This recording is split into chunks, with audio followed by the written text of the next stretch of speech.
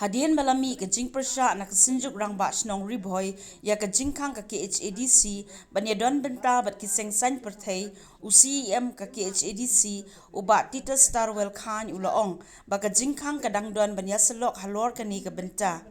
Habakren menta ka arhuiterik uyayong arhajar arpulai uba Tita Star ulaong baka jingtumu council ban omsha ay kikli nong sinsyar banyadon benta bat kiseng san perthai kalong banlait na kanu ka jingsha le shiliang yaki nong song snong haki snong kitao.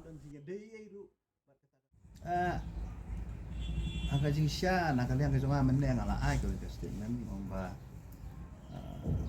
nakaliang jong kiliki rang ba snong na ribhoi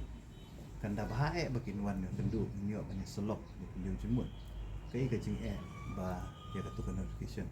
nama ka jing su ka jungi kalomba lada ki klik nong sensia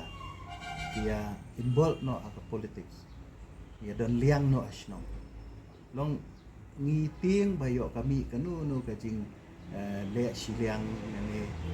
mbe bale siliang rang ba snong ngi pat ba yo mi ru ka jing sya le siliang jong hakinomi khamat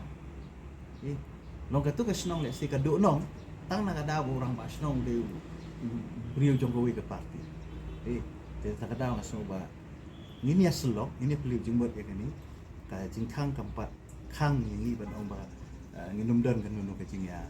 debate la ni ka jing ya selok alo kan ni ka bata jangan tharai ka ngakwa hibat kinwan ba ni tentu ini beliau jumbat sebut asumsi kam kariten komplain te empat don ni anu dan mereka sudah tangka kacing sim step lepas nak liang kesungi bat hanglat mau bayok don kini gunu kini ya pai ya pra po snong dia so arliang dia so lai liang po snong nak ko abaka snong kan ko bay tali song suk